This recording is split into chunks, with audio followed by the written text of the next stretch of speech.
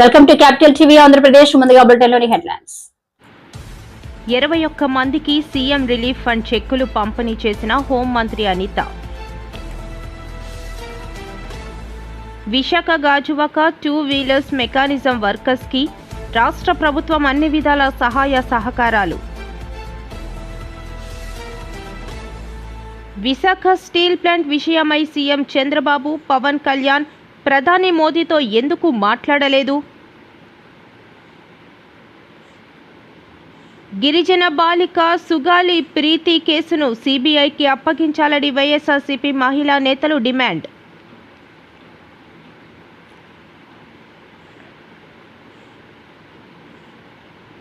CPS విధానం రద్దు చేయాలని కోరుతూ విజయవాడలో చేపట్టిన ధర్నా.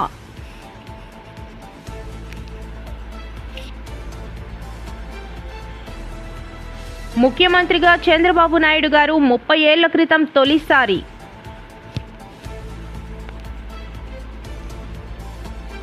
ధనికుడైనా పేదవాడైనా నిండు ప్రాణాన్ని నిలబెట్టేది రక్తదానం. ఎరువుల పంపిణీలో కూటమి ప్రభుత్వం వ్యత్యాసం చూపుతోంది.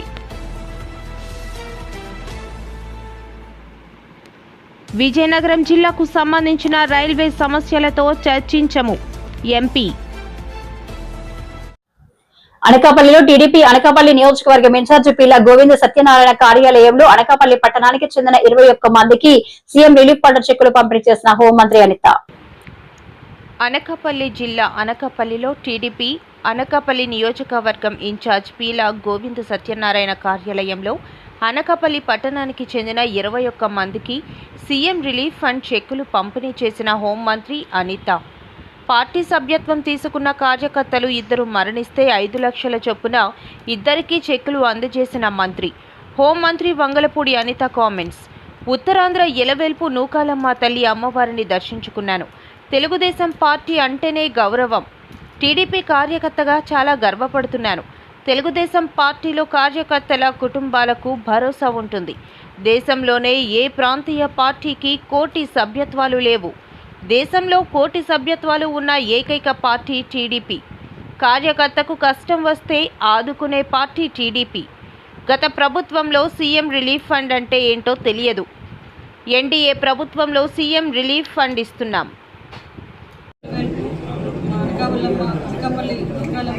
పండుగ చేసుకోవడానికి రావడం జరిగింది. అనకాపల్లి నూకాలమ్మని దర్శించుకొని అనకాపల్లి మా నూకాల తల్లి దీవెనలు అందుకొని ఈరోజు మా సోదరులు పీలా గోవిందనారాయణ గారి ఆఫీస్కి వచ్చిన తర్వాత ఇక్కడ నిజంగానే ఒక శుభపరిణామం కింద భావించాలని అదృష్టం కింద భావించాం. ఎందుకంటే తెలుగుదేశం పార్టీలో ఉండటమే మా అదృష్టం. తెలుగుదేశం పార్టీలో ఒక కార్యకర్తగా ఉంటే చాలు, ఒక భరోసా వస్తుంది, ఆ కుటుంబానికి ఒక భరోసా వస్తుంది. అదేవిధంగా ఒక గౌరవంగా మేము సొసైటీలో బతకగలమన్న నమ్మకం కూడా తెలుగుదేశం పార్టీ కార్యకర్తలు ప్రతి ఒక్కరికి ఉంటుంది. ఈరోజు నిజంగా గోవింద సత్యనారాయణ గారు, మా తాతబాబు గారు, సురేంద్ర వీళ్ళందరూ ఇక్కడికి వచ్చి చెప్పిన తర్వాత నిజంగా చాలా ఆనందం అనిపించింది. 1 కోటి సభ్యత్వాలు చేసేటప్పుడు చాలామంది సభ్యత్వాలు చేసుకుని ఏం చేస్తారు, సభ్యత్వం అలా చేశారని నారా లోకేష్ గారిని ఎత్తిపొడిచిన సందర్భాలు కూడా ఉన్నాయి. మన దేశంలోని ఏ పార్టీకి కూడా, ఏ ప్రాంతీయ పార్టీకి కూడా 1 కోటి సభ్యత్వాలున్న పార్టీ లేదు. ఒక తెలుగుదేశం పార్టీ మాత్రమే. కార్యకర్తని నిజంగా కార్యకర్తగా, ఒక సామాన్య కార్యకర్తగా కాకుండా ఒక కుటుంబ సభ్యుడిగా భావించి, ఆ కార్యకర్తకి ఏదైనా కష్టం వస్తే తన కుటుంబంలో సభ్యులకి కష్టం వచ్చినట్టుగా భావించి నారా లోకేష్ బాబు గారు ఈరోజు ఆ కుటుంబాలను ఆదుకోవడం కూడా జరుగుతుంది. ఈరోజు వాటిలో సంబంధించి సభ్యత్వాలకు సంబంధించి చనిపోయిన వాళ్ళకి ఈరోజు ఇద్దరికి 5 లక్షల రూపాయలు ఇన్సూరెన్స్ డబ్బులు కూడా ఇవ్వడం జరిగింది. వాళ్ళకి మేము ఒక లెటరే ఇచ్చామండి. ఈరోజు చెక్ కూడా కాదు, డైరెక్ట్గా వాళ్ళ అకౌంట్లోకి డబ్బులు పడే పరిస్థితి కూడా. వాటితో పాటు సుమారుగా 45 లక్షల రూపాయల సీఎం రిలీఫ్ ఫండ్స్కి సంబంధించి దగ్గర 50 మందికి ఈరోజు సీఎం రిలీఫ్ ఫండ్ చెక్కులు కూడా ఇవ్వడం జరిగింది. Last government CM relief fund అంటే ఏంటో తెలియకుండా 5 సంవత్సరాలు గడిపించింది. కానీ మళ్ళీ మేము వచ్చిన తర్వాత ఆర్థిక పరిస్థితులు ఎలా ఉన్నా కూడా సీఎం రిలీఫ్ ఫండ్ ఇచ్చి ప్రతి ఒక్కరికి కూడా ఆదుకోవాలనే ఉద్దేశంతో ఈరోజు గౌరవ ముఖ్యమంత్రి గారు లోకేష్ బాబు గారు చేస్తున్న ఈ పనులన్నింటినీ కూడా ప్రతి ఒక్కరు ఆశీర్వదించుకొని మనస్ఫూర్తిగా కోరుకుంటున్నానండి. మళ్ళీ చెప్తున్నాం, తెలుగుదేశం పార్టీ కార్యకర్తగా మేము అందరూ కూడా చాలా గర్వంగా తలెత్తుకొని తిరిగే పరిస్థితులు కనిపిస్తున్నాం. Visakha Gajuwaka 2 wheelers mechanism workers కి రాష్ట్ర ప్రభుత్వం అన్ని విధాల సహాయ సహకారాలు అందిస్తుందని గాజువాక ఎమ్మెల్యే టీడీపీ రాష్ట్ర అధ్యక్షుడు పల్ల శ్రీనివాసరావు అన్నారు. టూ వీలర్స్ మెకానిజం వర్కర్స్కి రాష్ట్ర ప్రభుత్వం అన్ని విధాల సహాయ సహకారాలు అందిస్తుందని గాజువాక ఎమ్మెల్యే టీడీపీ రాష్ట్ర అధ్యక్షుడు పల్లా శ్రీనివాసరావు అన్నారు. ఈ మేరకు స్థానిక టీఎన్ఆర్ ఫంక్షన్ హాల్లో Pragati two wheelers mechanism welfare association 12వ వార్షికోత్సవాన్ని ఘనంగా నిర్వహించారు. ఈ కార్యక్రమానికి గాజువాక ఎమ్మెల్యే టీడీపీ రాష్ట్ర అధ్యక్షుడు పల్లా శ్రీనివాసరావు ముఖ్య అతిథిగా విచ్చేసి ముందుగా అక్కడ ఏర్పాటు చేసిన స్టాల్స్ని సందర్శించారు. అనంతరం ఆయన మాట్లాడుతూ 2014లో ఏర్పాటు చేసినటువంటి Pragati two wheelers mechanism workers welfare association సంస్థ నేటితో 12 సంవత్సరాలు పూర్తి చేసుకుందన్నారు. వారి సమస్యలపై నాకు పూర్తి అవగాహన ఉందని, త్వరలోనే మీ అసోసియేషన్కి స్థలం కేటాయించి కమిటీ హాల్ కూడా ఏర్పాటు చేస్తాను అన్నారు. అసంఘటిత కార్మికులుగా గుర్తింపు కోసం నా వంతు కృషి చేస్తాను అని అసెంబ్లీలో ఈ అంశం ప్రస్తావిస్తానని అన్నారు. అతి కొద్ది రోజుల్లో సీఎం చంద్రబాబు నాయుడిని కలిసి మీ సమస్యలు వివరిస్తాను అని, అవసరమైతే మీ అసోసియేషన్ సభ్యులని కూడా తీసుకుని వెళ్తానన్నారు. అలాగే మీరు ట్రయల్ రన్కి వెళ్లేటప్పుడు పోలీస్ వారు పట్టుకుంటున్నారని నా దృష్టికి వచ్చిందని, ఇక మీదట మీకు సమస్య ఉండకుండా గుర్తింపు కార్డు ఇవ్వాలని పోలీస్ డిపార్ట్మెంట్కి ఆదేశాలు ఇస్తానన్నారు. ఈ కార్యక్రమంలో టీడీపీ సమన్వయకర్త Prasadula Srinivas, Palla Ramana, Duvvi Srinu, bullet Srinu, Pragathi two wheelers workers అధ్యక్షుడు B Srinivasarao, secretary T Govinda, కోశాధికారి పి కుమార్ మరియు స్టేట్ బాడీ కార్యవర్గం, గాజువాక అసోసియేషన్ సభ్యులు అధిక సంఖ్యలో పాల్గొన్నారు. గాజువాకలో ఉన్నటువంటి టీఎన్ఆర్ ఫంక్షన్ హాల్లో ప్రగతి టూ వీలర్స్ అసోసియేషన్ అని చెప్పేసి మన గాజువాక ప్రాంతంలో ఉన్నటువంటి 2 వీలర్ 3 వీలర్ మెకానిక్స్ అందరూ కలిపి 12వ వార్షికోత్సవం మరి ఇక్కడ చేసుకుంటున్నారు. ఈ సందర్భంగా నేను వాళ్ళ ప్రెసిడెంట్ గారు అయినటువంటి శ్రీని గారికి, అలాగే సెక్రటరీ గారు అయినటువంటి గోవిందరావు గారికి, మిగతా కార్యవర్గ సభ్యులందరికీ కూడా నేను మనస్ఫూర్తిగా శుభాభినందనలు, శుభాకాంక్షలు తెలియజేస్తున్నాను. ఎందుకంటే ఇది 2014లో నా దగ్గరికి వచ్చేటప్పుడు, అప్పుడు నేను శాసనసభ్యుడిగానే ఉన్నాను. ఆ రోజు మేము ఒక అసోసియేషన్ పెట్టుకుంటున్నామంటే, ఒక మీటింగ్ పెట్టుకుంటున్నామంటే అందరూ కలిసి మీరు దయచేసి రావాలంటే, ఆ రోజు మీరు అసోసియేషన్ ఫామ్ అవ్వండి, మీకు గవర్నమెంట్ నుంచి బిల్డింగ్ కావచ్చు, ఏమైనా పథకాలు ఉంటే మేము ఇప్పించడానికి నేను ట్రై చేస్తానని చెప్పి తెలియజేశారండి. వారు గవర్నమెంట్ నుంచి పథకాలు వచ్చినా రాకపోయినా సరే నా మాట తీసుకుని వాళ్ళు అసోసియేషన్ ఫామ్ అయ్యారు. ఈరోజు చాలా ఆనందంగా ఉంది. 12 సంవత్సరాలు చాలా దిగ్విజయంగా ఇక నడిపించుకుంటూ రావడం, అందరినీ ఒక తాటిపైకి తీసుకురావడం చాలా సంతోషం. దానికి మా ప్రెసిడెంట్ గారికి నేను ప్రత్యేకంగా మనస్ఫూర్తిగా అభినందనలు తెలియజేస్తున్నాను. అయితే ఈరోజు వారికి ఒక స్థలం కావాలన్నారు. ఇది చాలా మంచి ఆలోచన. ఎందుకంటే అసోసియేషన్ పెట్టి ఆ అసోసియేషన్లో ఒక బిల్డింగ్ కానీ ప్రభుత్వం. విశాఖ స్టీల్ ప్లాంట్ విషయమై సీఎం చంద్రబాబు, పవన్ కళ్యాణ్ ప్రధాని మోదీతో ఎందుకు మాట్లాడలేదని ఎమ్మెల్సీ బొత్స సత్యనారాయణ ప్రశ్నించారు.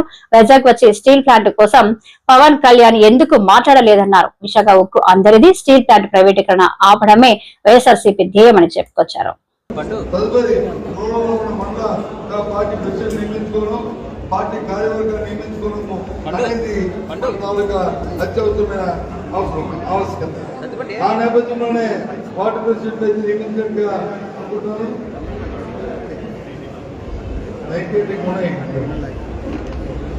మరి అధ్యక్షులు చెప్తున్నారు 9 మాటల్లో 90% అంటే ఇంకో 15 ఇంకా ఉన్నాయి. అవి కూడా త్వరితగతిగా కంప్లీట్ చేయవలసిన ఆవశ్యకత ఉంది. అది చేసిన మళ్ళీ వెంటనే వాటి కమిటీని కూడా మనం నియమించాలనే విషయాన్ని మనం చేస్తాము. ఎందుకంటే పార్టీ తీసుకున్న నిర్ణయం ఎవరైతే పార్టీ ప్రెసిడెంట్ కానీ కేఎస్ఆర్ కానీ అందరికీ కూడా వాళ్ళకి పార్టీ ఐడెంటిటీ కార్డు ఇవ్వడము, వాళ్ళ కేఎస్ఆర్ కింద గుర్తించడము, రాబోయే తరంలో వాళ్ళకు ఒక ప్రత్యేక స్థానాన్ని విధంగా వాళ్ళని గుర్తింపు వాళ్ళతో పార్టీ కార్యక్రమాలు చేయాలనేది మరి జగన్మోహన్ రెడ్డి గారు పార్టీ అధ్యక్షుల ఆలోచన. అందుకని దయచేసి ఎవరు కూడా అసెంబ్లీ చేయకుండా ఇక్కడ ఉన్న పెద్దలందరూ కూడా మరి కార్యక్రమాన్ని ఎవరైతే ఇన్ఛార్జ్ ఉన్నారో అందరూ ఇక్కడే ఉన్నారు, నియోజకవర్గాలందరూ ఆ మిగతా వాటి ఏమున్నాయో వాటిని పూర్తి చేయాలని, అలాగే మండల కమిటీ కూడా పూర్తి చేయాలని మనస్ఫూర్తిగా మనందరినీ కూడా మరి ముందుగా నేను కోరుకుంటున్నాను. కమిటీ కూడా ఇకపోతే విశాఖ ఉక్కు అనేది మన ప్రాంతాలకు లేదా కూర్చున్న మనకు విశాఖ ఉక్కు ఆంధ్ర హక్కు అది ఒక్క మన ఆంధ్ర రాష్ట్రంలో కాదు, ఉమ్మడి జిల్లాలో ఉన్న ఇక్కడ నుంచి అందరి తాలూకా అసలు మాకు ఎందుకు శ్రీకాకుళం వరకు ఇది అందరి తాలూకా ఉంది. ఒకే విశాఖ ఉంటారు. ఇందులో సుమారు 32 మంది ప్రాణత్యాగాలు చేశారు. వారి తాలూకా ప్రజానంతో విశాఖ ఉంటున్నారు. ఇందాక చెప్పారు 12,000 ఎకరాలని దానికోసం ఎంతో మంది వారి తాలూకా దానికి ఇచ్చి వారి తాలూకా ఫ్యాక్టరీకి తీసుకొచ్చారు.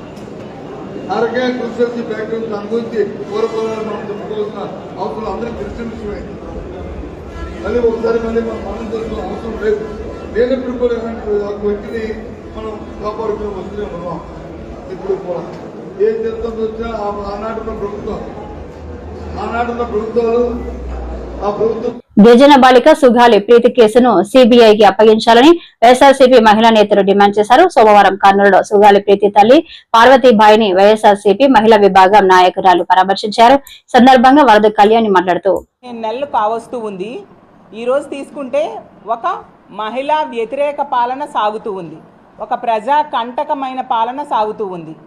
ఈ మహిళా వ్యతిరేక పాలనకు వ్యతిరేకంగా మహిళలందరినీ కలుపుకొని ఏ విధంగా ప్రభుత్వం మీద ఒత్తిడి తీసుకొచ్చి మహిళల రక్షణ కోసం ప్రభుత్వం పెద్దపీట వేసేట్టుగా చేయడం కోసం, అలాగే ఇచ్చిన హామీలన్నీ కూడా అమలు చేసేట్టుగా చేయడం కోసం ఒక కార్యాచరణ రూపొందించుకుంటూ ఈరోజు జోన్ 5కి చెందిన ఈ కడప జిల్లాకి రావడం జరిగింది.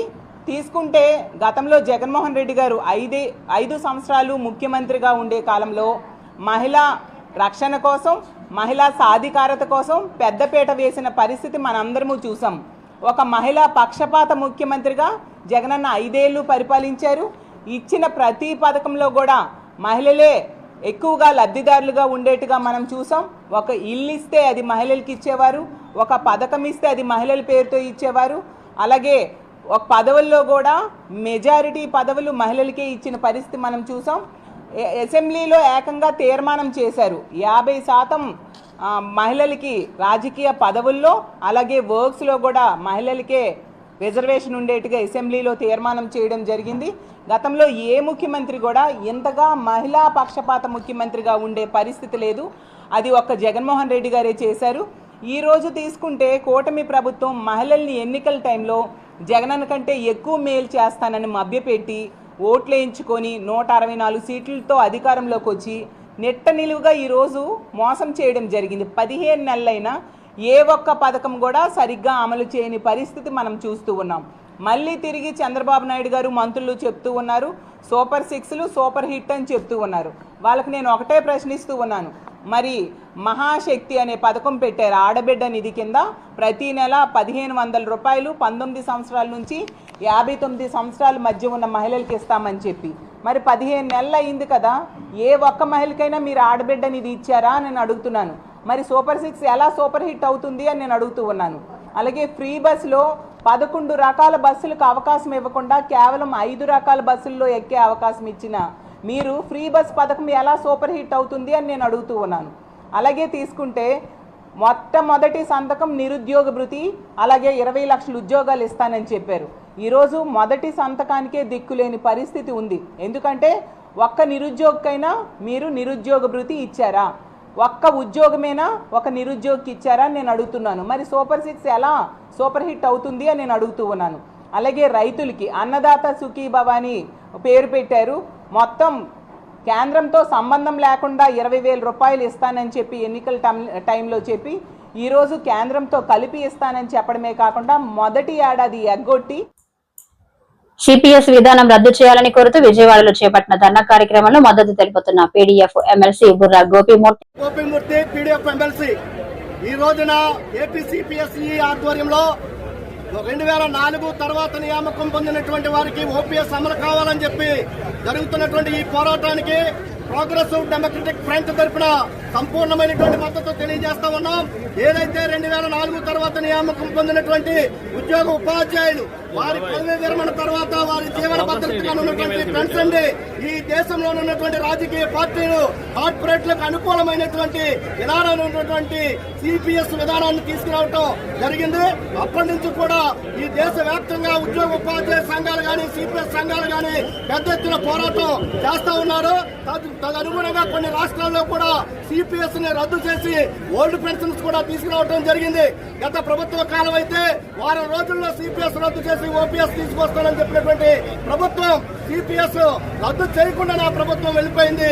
కొత్తగా ఉన్నటువంటి కూటమి ప్రభుత్వం మన డిప్యూటీ సీఎం గారు కావచ్చు, లేదంటే లోకేష్ గారు కావచ్చు, లేదంటే ప్రభుత్వం కావచ్చు, వారు చెప్పింది ఏంటంటే సంవత్సర కాలంలో సిపిఎస్ కి ప్రత్యామ్నాయంగా ఒక మంచి పథకాన్ని తీసుకొస్తామని చెప్పడం జరిగింది.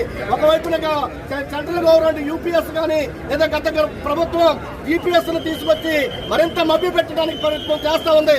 ఈ రాష్ట్రంలో లేదు, ఈ దేశంలో ఉన్న సిపిఎస్ ఉద్యోగులు కోరుకునేది జీపీఎస్ కాదు, యూపీఎస్ కాదు, మాకు కావాల్సింది ఓపీఎస్ మాత్రమే. అటువంటి ఓపీఎస్ కోసం ఎంతవరకైనా పోరాటం చేస్తానని చెప్తా ఉన్నారు. వారికి ఎమ్మెల్సీగా సంపూర్ణమైనటువంటి మద్దతు తెలియజేయడమే కాదు, మొన్న ఫిబ్రవరి మార్చి నెలలో జరిగినటువంటి సమావేశంలో కూడా ఓపీఎస్ అమలు చేయడానికి మాట్లాడటం జరిగింది. రేపు సెప్టెంబర్ 18 నుంచి జరుగుతున్నటువంటి శాసన మండలి సమావేశంలో సిపిఎస్ రద్దు కోసం, ఓపీఎస్ పునరుద్ధరణ కోసం పీడీఎఫ్ ఎమ్మెల్సీగా వారి యొక్క వాయిస్ ని శాసన మండలిలో వినిపిస్తారని చెప్పి భవిష్యత్తులో ఈ యొక్క సిపిఎస్ రద్దు కోసం జరిగే ప్రతి పోరాటంలో కూడా ఎమ్మెల్సీగా ఉంటానని చెప్పి కూడా ఈ సందర్భంగా తెలియజేస్తా ఉన్నాం. ముఖ్యమంత్రిగా చంద్రబాబు నాయుడు 30 ఏళ్ల క్రితం తొలిసారి ఇదే రోజున సీఎం గా బాధ్యతలు చేపట్టారు. ఈ 3 దశాబ్దాల కాలంలో 3 సార్లు సీఎం గా చంద్రబాబు తెచ్చిన 30 అతి కీలకమైన పథకాలు, కార్యక్రమాల సంస్కరణలు. అందరికీ నమస్కారం. మన అభిమాన నాయకుడు, ఆంధ్ర రాష్ట్ర ప్రగతికి పునాది వేసిన వ్యక్తి నారా చంద్రబాబు నాయుడు గారు ముఖ్యమంత్రిగా 30 ఏళ్ల క్రితం తొలిసారిగా ఇదే రోజున బాధ్యతలు చేపట్టిన సందర్భంగా ఆయన గురించి, ఆయన ఈ 3 దశాబ్దాల కాలంలో ఆయన ఆలోచనల్లో రూపుదిద్దుకొని ప్రజల కోసమే వచ్చిన కార్యక్రమాల గురించి చెప్పాల్సిన బాధ్యత మా అందరికీ ఉంది. ముఖ్యంగా ముఖ్యమంత్రి అనే ఒక పదవిని అధికారంగా కాకుండా ఒక బాధ్యతగా, సేవగా ముందుకు తీసుకెళ్లిన మొట్టమొదటి ముఖ్యమంత్రి నారా చంద్రబాబు నాయుడు గారు. ఒక పదవిగా, అలంకారంగా ఆయన ఎప్పుడు భావించలేదు. నా రాష్ట్రాన్ని భారతదేశంలోని అగ్రస్థానంలో నిలుచోపెట్టాలని ఒక సేవకుడిగా, ఒక ఎగ్జిక్యూటివ్ గా, ఒక సిఇఓగా ఆ ముఖ్యమంత్రి పదవిని ముందుకు తీసుకువెళ్ళి ఈరోజు దేశవ్యాప్తంగానే కాదు, ప్రపంచవ్యాప్తంగా తెలుగువాడి తాలూకా గౌరవ ప్రతిష్టలను పెంచి, ఒక ముఖ్యమంత్రి అంటే ది గ్రేట్ సిబిఎన్ లా ఉండాలి అనే ముఖ్యమంత్రి స్థానానికే ఒక అలంకారంగా నిలిచారు. ఇక పదవులు అంటే ప్రజలతో మమేకమై చేసేలా కొత్త ఆలోచనలతో ప్రజల ముందుకు తీసుకొని వచ్చి దేశంలోనే సంచలనం, ప్రజల వద్దకు పాలన.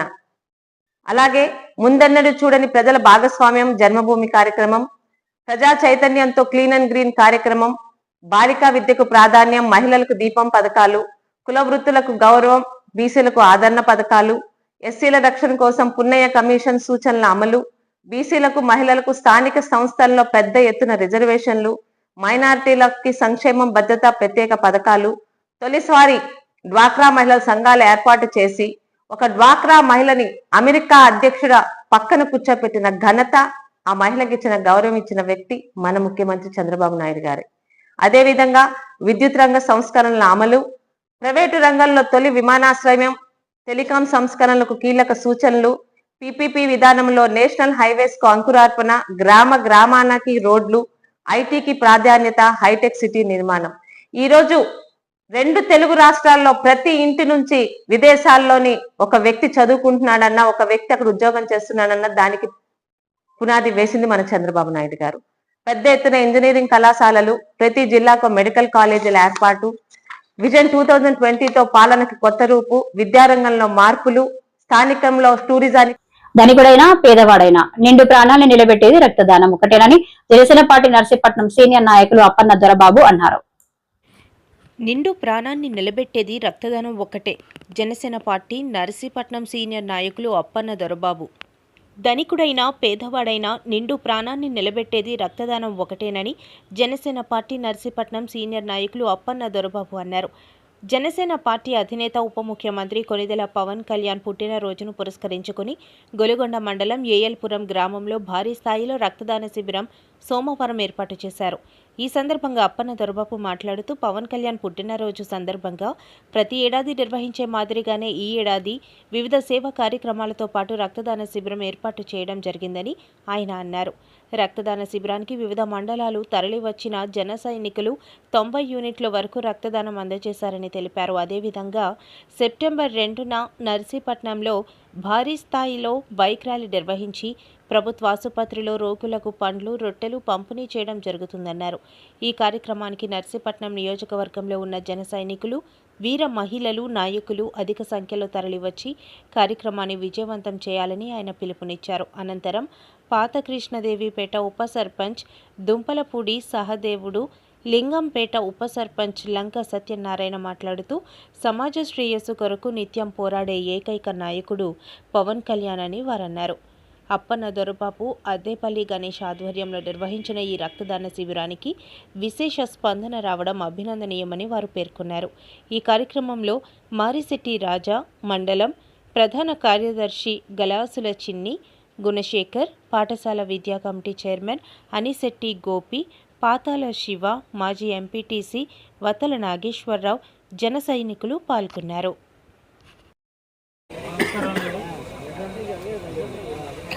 డిప్యూటీ సీఎం పవన్ కళ్యాణ్ పుట్టినరోజు సందర్భంగా ప్రతి సంవత్సరం కూడా మనం ఈ కార్యక్రమం బ్లడ్ బ్యాంక్ అనే కార్యక్రమం చేస్తామండి. యువకులందరూ ఎంతో ఉత్సాహంగా పవన్ కళ్యాణ్ పుట్టినరోజు సందర్భంగా ప్రతి సంవత్సరం కూడా మనం కార్యక్రమాలు చేస్తూ ఉన్నాం. కృష్ణాదేవిపేట, కేడీపేట, ఈ గొలుగొండ మండలం సంబంధించి ఏదో కారిక్రమం పవన్ కళ్యాణ్ పుట్టినరోజు సందర్భంగా ప్రతి సంవత్సరం చేస్తూ ఉండగా ఈ కార్యక్రమం జన సైనికులు అందరూ గొలుగొండ మండలం జన సైనికులు, అలాగే నర్సీపట్నం ఇక్కడికి రావడం జరిగింది. ప్రతి ఎత్తున ఈ కార్యక్రమానికి అందరూ తన వంతు రక్తాన్ని దానం చేసి ఒక ప్రాణదాతలుగా ఈ జన సైనికులు. ఎరువుల పంపిణీలో కూటమి ప్రభుత్వం వ్యత్యాసం చూపుతుందని మాజీ ఎమ్మెల్యే ధర్మాన కృష్ణదాస్ మండిపడ్డారు. సోమవారం శ్రీకాకుళంలోని జెడ్పీ గ్రీవెన్స్ లో యూరియా ఎరువుల కొరతపై జాయింట్ కలెక్టర్ కు ఫిర్యాదు చేశారు. ముఖ్యంగా శ్రీకాకుళం జిల్లా వ్యవసాయం మీద ఆధారపడినటువంటి రైతు కూలీ, రైతు ఆధారిత పరిశ్రమతో ఉన్న జనాభా సుమారు 80% ఇక్కడ ఉంది. అటువంటి పెద్ద వ్యవస్థ అయినటువంటి వ్యవసాయాన్ని నిర్లక్ష్యం చేసి రైతుకు అన్ని రకాలుగా ఇబ్బంది పెట్టినటువంటి వైనం ఈవేళ కూటమి ప్రభుత్వం చంద్రబాబు నాయకత్వంలో జరుగుతోంది. రైతులు ఒకసారి కడుపు పట్టి తిరగబడితే ప్రభుత్వాలే కూలిపోయినాయి.